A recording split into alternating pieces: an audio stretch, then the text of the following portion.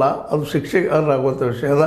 ಅದನ್ನು ಇಂಥದನ್ನು ಅವ್ರು ಬಳಸೋಕ್ಕಿಂತಲೂ ಅವ್ರು ತಪ್ಪು ಮಾಡಿದರೆ, ಡಿ ಸಿ ಅವ್ರದ್ದು ಏನಾದರೂ ಅಂತ ಆಡಳಿತ ದೃಷ್ಟಿಯಿಂದ ತಪ್ಪಾಗಿದ್ದರೆ ಟೀಕೆ ಮಾಡಲಿ. ಟೀಕೆ ಮಾಡೋ ಜೊತೆಗೆ ಅವರನ್ನು ಏನಪ್ಪ ಅಂದರೆ ಖಂಡಿಸಲಿ, ಆ ಮಾತು ಬೇರೆ.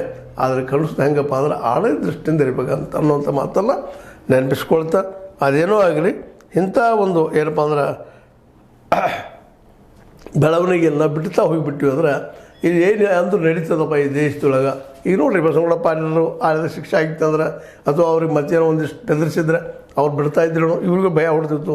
ಬೆಳಪ್ಪ ಬಸವನಗೌಡ ಪಾಟೀಲ್ ಅಂತ ದೊಡ್ಡ ಲೀಡರ್, ಅವ್ರಿಗೆ ಶಿಕ್ಷೆ ಆಗಿದೆ, ನಮಗೆ ಬಿಡ್ತಾನೆ ಅಂತೇಳಿ ಇವರು ಎಚ್ಚರದಿಂದ ಇರ್ತಿದ್ರು. ಆಗ ಮೌನ ವಹಿಸಿದ್ದು ಈ ಪರಿಸ್ಥಿತಿ. ವಿಜಯ ಶಾರ್ ಅಂತವ್ರು ಏನೇನೋ ಮಾತಾಡೋಂಥದ್ದು ಇವೆಲ್ಲ ನಡೆದು ನೋಡಿದಾಗ ಸಹಜವಾಗಿರುತ್ತೆ. ನೋಡಿ ಮತ್ತೊಂದು ಇವತ್ತು ಇದೇ ಸಂದರ್ಭದಲ್ಲಿ ಕೋಮು ಗಲಭೆಗಳಿಗೆ ಸಹಿತ ಇದು ಕಾರಣ ಹಾಕೋದು ಹೋಗುವಂಥದ್ದು. ಅದಕ್ಕಾಗಿ ನಮ್ಮ ಸರ್ಕಾರ ಇದ್ದಿದ್ದು ಇದನ್ನು ಸೀರಿಯಸ್ ಆಗಿ ತೆಗೆದುಕೊಂಡ ಇವ್ರನ್ನ ಕಟಕಡೆಗೆ ನಿಲ್ಲಿಸುವಂಥ ಒಂದು ಕೋರ್ಟ್ ಮ್ಯಾಟ್ರ್ ಮಾಡಿ ಅವ್ರ ಶಿಕ್ಷೆ ಸಿಗುವಂಥ ವ್ಯವಸ್ಥೆ ಮಾಡಿದ್ರೆ ಭಾಳ ಯೋಗ್ಯ. ಯಾಕಂದ್ರೆ ಸರ್ಕಾರಕ್ಕೂ ಅಂದರೆ ಕಾಂಗ್ರೆಸ್ಗೂ ಸಹಿತ ಅದರ ಜವಾಬ್ದಾರಿ ಅದ. ಇಂಥವ್ರು ಹಾಗೆ ಬಿಡ್ತಾ ಹೋಗಿಬಿಟ್ರೆ, ಮೌನ ತಾಳ್ತಾ ಹೋಗಿಬಿಟ್ರೆ ಇವು ತಪ್ಪುಗಳು ಮತ್ತೆ ಆಗ್ತಾ ಹೋಗ್ತಾವೆ. ಏನಿಲ್ಲ ಮೌನಾಗಿ ಬಿಡ್ತಾರಪ್ಪ, ಒಂದೇನೋ ಅಂತಾರೆ, ಟೀಕಾ ಮಾಡ್ತಾರೆ, ಗಪ್ ಆಗ್ತಾರೆ, ಚುಪ್ ಆಗ್ತಾರೆ ಅಂತೇಳಿ ಇವ್ರು ಮತ್ತೆ ಕಂಟಿನ್ಯೂಷನ್ ಮಾಡೋಂಥ ಸಾಧ್ಯತೆಗಳಿದಾವೆ.